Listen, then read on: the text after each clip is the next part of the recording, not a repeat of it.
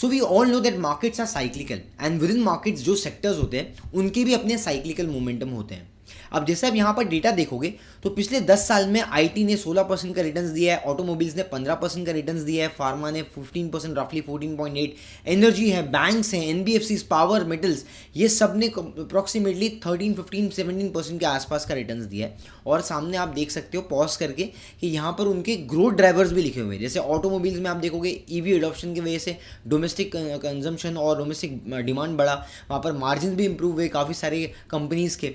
Apart from that यहाँ पर अगर आप बैंक्स में देखोगे तो पिछले 2-3 साल अच्छे नहीं थे। एंड अगर आप पावर में देखोगे, इंफ्रा में देखोगे तो पिछले 2-3 साल 4 साल में ये कंपनीज ने अच्छा किया है। So there will be always sectoral momentum within the entire bull run. अब अलग अलग मार्केट मोमेंटम्स में अलग अलग सेक्टर्स और स्टॉक्स परफॉर्म करते हैं।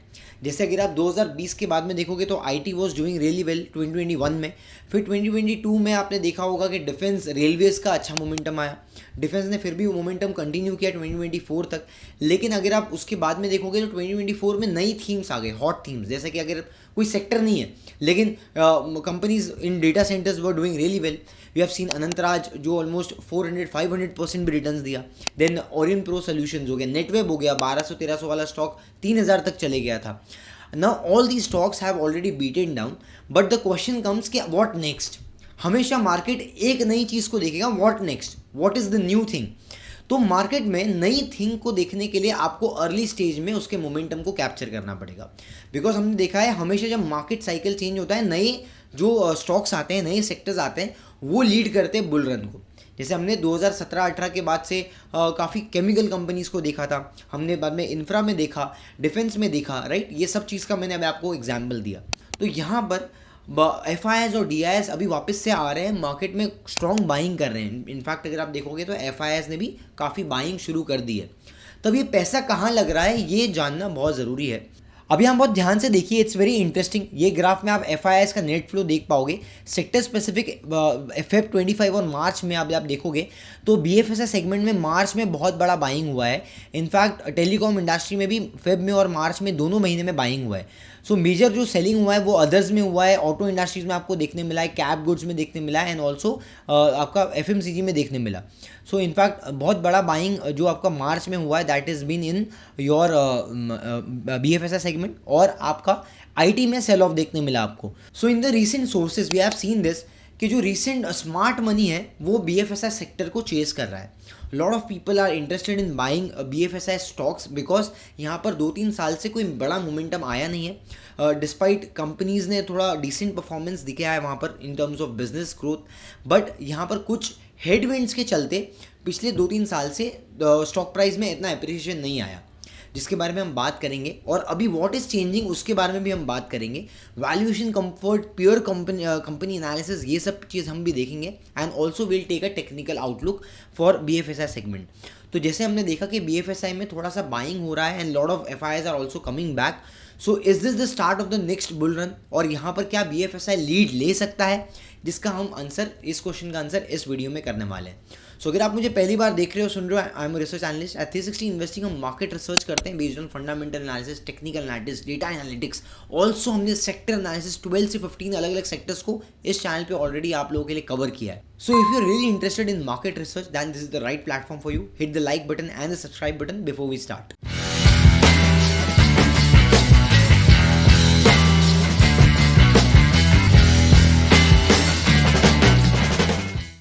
सो just to set the context, सबसे पहले ये देखते हैं कि रिसेंट टाइम्स में प्राइस मोमेंटम क्या दिखा रहा है। सो मैंने यहाँ पर एक रेशियो चार्ट लिया है निफ्टी बैंक निफ्टी का, जहाँ पर आप रिसेंट में देख पा रहे हो कि निफ्टी वर्सेस बैंक निफ्टी का जो रेशियो है वो नीचे गया है, और सेम टाइम में बैंक निफ्टी ने आउट परफॉर्म किया है। And this outperformance has been for last approximately 6 month से ज़्यादा हो गया है अभी। So basically in bits and pieces bank Nifty ने स्ट्रेंथ दिखाया है। जैसे अगर आप देखोगे 6-8 महीने पहले तो बैंक निफ्टी में there were lot of stocks, जैसे कि आप PSU banks were also underperforming, and your private banks जैसे कि आपके एक्सिस हो गया या फिर आपका HDFC बैंक हो गया, कोटक हो गया, all these banks were under performing. लेकिन पिछले 4-6 महीने में सारी बैंक्स अपना वापस से रिकवरी कर लिया इन्होंने, और ऑलरेडी लाइफ टाइम हाई को हिट करना शुरू कर दिया है। सो ये देखिए ऑलरेडी यहाँ पर अच्छा रिटर्न्स आया HDFC बैंक को। Apart from that Kotak bank में भी अगर आप देखोगे तो आपको सेम चीज़ देखने मिलेगी। कोटक महिंद्रा बैंक में कोटक महिंद्रा बैंक भी ऑलमोस्ट अपने हाइस के आसपास आ गया है, वापस से लाइफ टाइम हाई एक बार ब्रेक कर दिया, right. So you can see this के stocks are now showing the performance. और ये सेम चीज़ हमें कुछ मोमेंटम एक्सिस में भी बैंक में देखने मिला था। इनफैक्ट ICICI तो अच्छा कर ही रहा है, तो उसका भी हम बात करेंगे कि वो ICICI मेजर परफॉर्मर रहा as compared to HDFC bank and Kotak Mahindra bank, ठीक है। एंड ये हमें देखने मिला कि अभी बैंकिंग में मोमेंटम आ रहा है। तो जब भी आपको मतलब ऐसा देखना है इसको स्ट्रेंथ, जैसे हम बोलते हैं रिलेटिव स्ट्रेंथ। तो अगर मार्केट में 2% का परफॉर्मेंस आया और अगर किसी भी सेक्टर में 3% का परफॉर्मेंस आया, मतलब कंपैरिजन में मार्केट को आउट परफॉर्म कर रहा है वो पर्टिकुलर सेक्टर, तो वहाँ पर स्टॉक्स के अच्छा परफॉर्मेंस करने की प्रोबेबिलिटी बढ़ जाती है, जो हमने रिलेटिव स्ट्रेंथ वाले वीडियो में आप लोगों को ऑलरेडी बताया है। तो आपको हमारे चैनल पे वो वीडियो मिल जाएगा, आप बाद में ये वीडियो के बाद देख सकते हो। तो अब हम आते हैं मेन क्वेश्चन पे कि 2022-23 के बाद में बैंकिंग अंडर परफॉर्म क्यों किया, और अगर हमें लग रहा है कि यहाँ से आउट परफॉर्म करेगा तो वो कौन से बेसिस पे लग रहा है। तो ये दोनों भी चीज़ मैं आपके लिए क्लियर कर देता हूँ। सबसे पहले 2023 के बाद में आपने ये देखा कि इंटरेस्ट रेट्स बढ़ने शुरू हो गए थे, राइट, और इसके चलते काफ़ी लिक्विडिटी टाइटनिंग हुई। तो RBI ने इंटरेस्ट रेट्स बढ़ाए because inflation was going upside. So पूरे ग्लोबल लेवल पे ये चीज़ें हुई, और लिक्विडिटी टाइटनिंग करने के लिए RBI ने अलग अलग नॉर्म्स भी लेके आए। एक इंपॉर्टेंट नॉर्म ये था, क्रेडिट टू डिपॉजिट रेशियो को कंट्रोल करो। अब credit to deposit ratio HDFC bank और कोटक महिंद्रा बैंक के केस में ऑलरेडी बहुत एलिवेटेड था। That was more than 110%, 105%। तो बेसिकली वहाँ पर उसको 80% तक लेके आने के लिए, 85% तक लेके आने के लिए उनको क्रेडिट ग्रोथ को थोड़ा सा, मतलब क्रेडिट जो है वो इशू कम करना था और डिपॉजिट रेट्स को बढ़ाने थे। अब प्रॉब्लम ये है कि डिपॉजिट्स ऑलरेडी हेल्दी थे HDFC बैंक के, तो there was very less room for them to basically make up your deposit ratios. दूसरा एक और प्रॉब्लम ये था कि निम्स जो है वो कॉन्ट्रैक्ट हो रहे थे। जैसे बैंकिंग में अगर आप देखोगे नेट इंटरेस्ट मार्जिन एक बहुत इंपॉर्टेंट पैरामीटर होता है जब आप बैंकिंग की किसी स्टॉक को एनालाइज कर रहे हो। सो निम्स वो getting contracted. Also NPA cycles का ध्यान देना था बिकॉज काफ़ी माइक्रो स्पेस लेंडिंग वगैरह में भी NPAs एलिवेटेड हुए, प्रोविजंस बढ़ गए काफ़ी बैंक्स के भी, और इसके वजह से एक स्लो डाउन देखने मिला। In fact credit growth was not up to the mark. तो ये सारे प्रॉब्लम्स थे जिसके चलते पिछले 2 साल में कोई मेजर ग्रोथ हमें देखने नहीं मिला। अब एक और चीज़ हम बात करते हैं when it comes to valuation. अब हम वैल्यूएशन की भी बात करते हैं। तो बेसिकली यहाँ पर HDFC बैंक को हम कंपेयर करेंगे दूसरे अलग बैंक्स के साथ में। तो let's compare HDFC with Kotak Mahindra bank, या फिर हम इसको एक्सिस बैंक के साथ में भी कंपेयर करके देख सकते हैं। तो बेसिकली यहाँ पर एक अच्छा कंपैरिजन हो सकता है। अब यहाँ पर आप देखोगे ना, तो जो प्राइस टू बुक वैल्यू हम नॉर्मली देखते हैं बैंकिंग जब एनालाइज करते हो आप, तो आप PE मल्टीपल नहीं देखते हो, प्राइस टू बुक वैल्यू देखते हो, राइट, बिकॉज हम पैसे में डील कर रहे हैं यहाँ पर। इसका आपको कोर रीज़न समझना है तो मेरा बैंकिंग के ऊपर जो एक एनालिसिस है, सेक्टर एनालिसिस बैंकिंग के ऊपर, वो आप देख सकते हो just to get a deeper understanding about how banking and financial services sector works, ठीक है। तो यहाँ पर आप देख पाओगे कि प्राइस टू बुक वैल्यू जो है वो 2.8 है, 2.9 है और 1.7, मतलब 2 के आसपास अब एक्सिस बैंक का भी है। तो अगर हम इन स्टॉक्स को देखेंगे इंडिविजुअली, तो जैसे मैं अगर आपको इंडिविजुअली HDFC बैंक के बारे में बताता हूँ, तो HDFC बैंक का जो प्राइस टू बुक मल्टीपल था 2021 में या 2020 के बाद में, सो वहाँ पर आप देख पाओगे कि पिछले 5 साल में क्या हुआ है मल्टीपल को। So multiple was stretch till 4.7 और वो 4.7 गिर के अप्रॉक्सीमेटली 2.5 2.6 आ गया है। तो यहाँ पर हमें क्लियर ये समझ में आया कि यहाँ पर मल्टीपल्स जो है वो ऑलरेडी डी रेट हुए हैं बिकॉज ऑफ द रीज़न जो मैंने ऑलरेडी मेंशन किया, राइट। तो अब यहाँ पर देखोगे आप प्रॉफिटेबिलिटी तो ऑलरेडी बढ़ी रही है। अगर आप year on year wise comparison करोगे तो 27,000 करोड़ या 31,000 करोड़ का जो आपका प्रॉफिट था 2021 में, दैट इज़ ऑलरेडी डबल्ड, ठीक है। तो ऑलरेडी डबल तो हो चुका है, ये डबल से ज़्यादा हो चुका है। अगर आप यहाँ पर देखोगे सिंपली एक ग्राफ यहाँ पर आप देख सकते हो, 5 साल में 22% सेल्स ग्रोथ है, 21% प्रॉफिट ग्रोथ है, 14% का सिर्फ आपका स्टॉक प्राइस CAGR ग्रोथ है, वो भी कंसिडरिंग कि अभी रिसेंट टाइम्स में HDFC बैंक ने रनअप दिया है। तो बेसिकली HDFC बैंक आपका 1600-1500 वाला ऑलरेडी 1900 के आसपास चले गया। तो वो मोमेंटम कंसिडर करने के बाद भी आपका CAGR 14% था। अगर आपको याद होगा कि दिवाली पिक वाले हमने वीडियो में ऑलरेडी HDFC बैंक कवर किया था, उसके बाद में भी काफ़ी बार हमने बजाज फाइनेंस HDFC कवर किया था। आपके मन में भी ये चीज़ आई होगी या फिर आपके साथ किसी ने बात किया होगा कि भाई ये HDFC बैंक और बजाज फाइनेंस से मैं तंग आ गया हूँ, पिछले 2-3 साल से ये चल रहा ही नहीं है, बेच देना चाहिए। बिकॉज मेरे सामने काफ़ी सारे ऐसे केस स्टडीज़ आए हैं।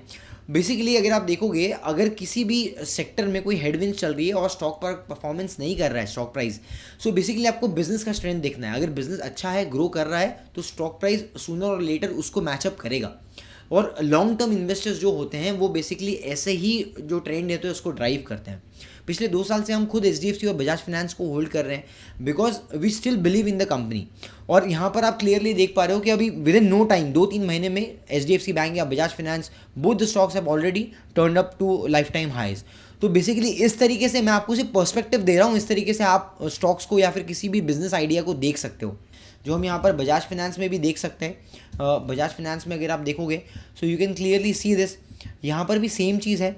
जब आपका प्राइस टू बुक मल्टीपल जो है वो अप्रॉक्सीमेटली 10-12 के आसपास चले गया था, यहाँ पर आप देख सकते हो 2021 में 12 का प्राइस टू बुक मल्टीपल है, वो नीचे गिर के आपका प्राइस टू बुक मल्टीपल 4.7 पे आ जाता है। और ये 4.95% के आसपास आया था आपका ड्यूरिंग कोविड। तो कोविड फॉल के भी नीचे या वही लेवल पे अगर आपको आज के तारीख पे बजाज फाइनेंस का वैल्यूएशन मिल रहा है, so I think it was a very good, I think risk reward काफ़ी बेटर था यहाँ पर। और यहाँ पर हमने काफ़ी बार मतलब दिवाली पिक वाले वीडियो में उसके बाद भी जब भी हमने एनालिसिस किया है, उसके बाद काफ़ी टाइम हमने HDFC और बजाज फाइनेंस को यहाँ पर डिस्कस किया है आप लोगों के साथ में। तो it is just about giving you perspective because we are not giving you any recommendation, but at least जो एक थॉट प्रोसेस होता है बड़े इन्वेस्टर्स का या फिर फंडामेंटल एनालिसिस अगर आप कर रहे हो तो अप्रोच क्या होना चाहिए, प्रोसेस क्या होना चाहिए, या फिर जो बड़े फंड मैनेजर है वो किस तरीके से देखते हैं मार्केट को, ये आइडियोलॉजी आपको हमारे साथ में यहाँ पर मिलेगी 360 इन्वेस्टिंग पे। तो अगर सब्सक्राइब नहीं किया तो सब्सक्राइब कर सकते हो। So post comparison and valuation analysis, अब हम देखते हैं कि व्हाट आर द ड्राइवर्स और हमें क्यों लगता है कि बैंकिंग फाइनेंशियल सर्विसेज अच्छा परफॉर्मेंस कर सकता है अच्छे स्पेस में। तो सबसे पहले तो आपके प्रोविजंस कम हो रहे हैं, राइट, एंड ऑल्सो आपका जो NPA साइकिल है that has turn really well.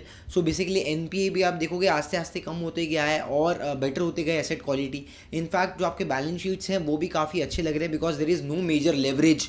And एक और चीज़ है, क्रेडिट टू जो आपका GDP जो है basically that is not beyond 80%, तो वहाँ पर भी ग्रोथ तो पॉसिबल दिख रहा है आगे। इनफैक्ट RBI ने अच्छे स्ट्रॉन्ग मेजर्स भी लिए रिसेंट टाइम्स में, CRR स्लैश कर दिया, रेट कट किया, राइट। आने वाले टाइम में भी again we are expecting rate cuts to happen, so that will enhance the liquidity. And apart from that जो स्मॉल माइक्रो स्पेस में जो पेन था that has already come out to a certain extent, और defaulters वगैरह already आ गए हैं। सो अगर आपने देखा होगा कि माइक्रो जो लेंडिंग स्पेस है, जैसे स्मॉल फाइनेंस बैंक वगैरह हो गया, क्रेडिट एक्सेस वगैरह हो गया, वहाँ पर काफ़ी पिटाई ऑलरेडी हो चुकी है। तो बेसिकली मार्केट हमेशा फॉरवर्ड देखता है, right. Markets will always look the forward earnings, forward growth expectations जो है मार्केट में होते हैं, जिससे सेंटिमेंट्स ड्राइव होते हैं। तो बेसिकली यहाँ पर क्या हो रहा है ना, मार्केट का टेक्सचर बदल रहा है और सेंटिमेंट्स भी बदलेंगे।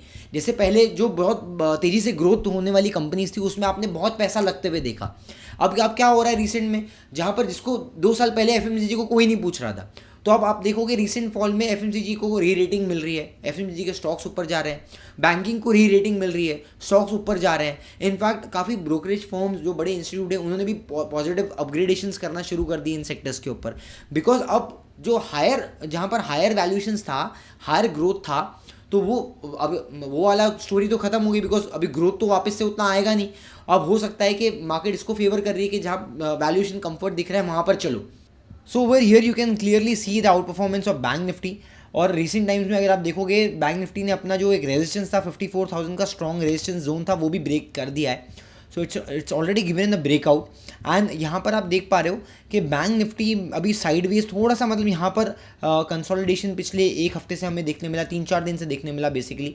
Now there is a strong possibility कि ये थोड़ा सा अगर यहाँ पर डिप होता है, so this might be a good opportunity for lot of people, मतलब हो सकता है अपॉर्चुनिटी यहाँ पर, बिकॉज यहाँ पर आपको क्या है, थोड़ा सा मूविंग एवरेज भी पास में आ जाएगा। तो हमेशा ही ऐसा होता है कि जब भी मूविंग एवरेज से बहुत दूर चले गया price, so it might take a pause.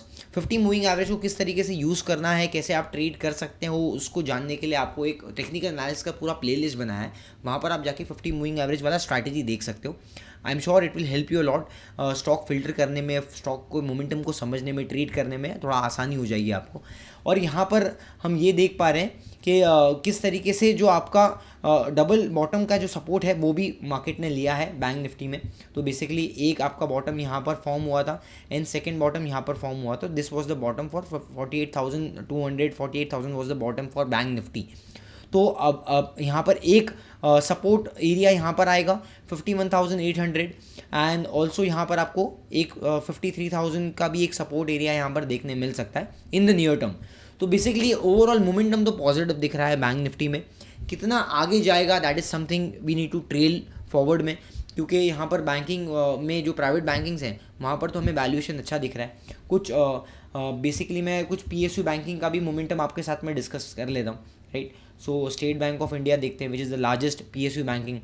तो बेसिकली यहाँ पर अभी तक लाइफ टाइम हाईस पे ये आया नहीं है। So the texture of the market says के प्राइवेट बैंकिंग को ज़्यादा मल्टीपल या ज़्यादा री रेटिंग मिल सकती है, क्योंकि पिछले 2 साल से री रेटिंग नहीं मिली है, पॉजिटिव मोमेंटम नहीं मिला है इसलिए। एंड दूसरा यहाँ पर हो सकता है कि एडॉप्शन कर्व को प्राइवेट बैंक ज़्यादा अच्छे से हैंडल कर पाए, मार्केट शेयर गेन कर पाए एज़ कम्पेयर टू PSUs। तो PSUs में अब रिसेंट में अभी आप देखोगे ना तो उतना अच्छा मोमेंटम नहीं आया, राइट। तो अगर आया होता तो ये भी लाइफ टाइम हाईस पे आ जाते, because none of the stocks in PSU banking, जैसे आप देखोगे बैंक ऑफ बड़ौदा में भी अगर आप देखोगे तो उतना अच्छा मोमेंटम हमें नहीं देखने मिला। We can see over here अभी भी लाइफ टाइम हाईस से दूर है, 290 का 295 300 का अप्रॉक्सीमेटली रेजिस्टेंस लेवल है। अभी भी एक रेजिस्टेंस 265 के आसपास है यहाँ पर। इनफैक्ट अगर आप सेम चीज़ देखोगे you will see in Canara bank, right. So Canara bank में भी आपको सेम चीज़ देखने मिलेगी। Canara bank has also under perform. So banking में PSU बैंकिंग और प्राइवेट बैंकिंग में अगर आपको ये समझना है कि कौन सा आउट परफॉर्म करेगा तो दोनों के रिलेटिव स्ट्रेंथ को देखो। So if you really love the analysis, do hit the like button and also share this video with your friend, family members and relative, because अगर स्टार्टिंग पॉइंट में अगर आप कुछ अच्छा थीम कैप्चर कर पाओ तो बड़ा पैसा आपका वहीं बनता है जहाँ पर वैल्यूएशन भी कंफर्टेबल हो, जहाँ पर भी ग्रोथ परसिस्ट करती है। एंड अपार्ट फ्रॉम दैट अगर आप ऐसे ही रिटेल एनालिसिस जानना चाहते हो, मार्केट को समझना चाहते हो, 360 इन्वेस्टिंग को फॉलो कर लीजिए। Also hit the bell notification so that you don't miss on the next one. So ये फ्री ऑफ कॉस्ट है लर्निंग, यहाँ पर कोई पैसे नहीं लग रहे हैं आपको। आने वाले टाइम में कुछ और इंटरेस्टिंग फैक्ट्स या कुछ रिसर्च चाहते हो तो आप हमें कमेंट सेक्शन में सजेस्ट कर सकते हो। इस वीडियो में आपके लिए क्या ओपन अप हुआ इसकी लर्निंग भी शेयर कर सकते हो। Will be more than happy to hear from you guys. And ऐसे ही डिटेल एनालिसिस के लिए जुड़े रहिए, 360 इन्वेस्टिंग को सपोर्ट कीजिए। मिलते हैं अगले वीडियो में एक नई लर्निंग के साथ में। Till then keep learning, keep doing with 360 investing. Thank you.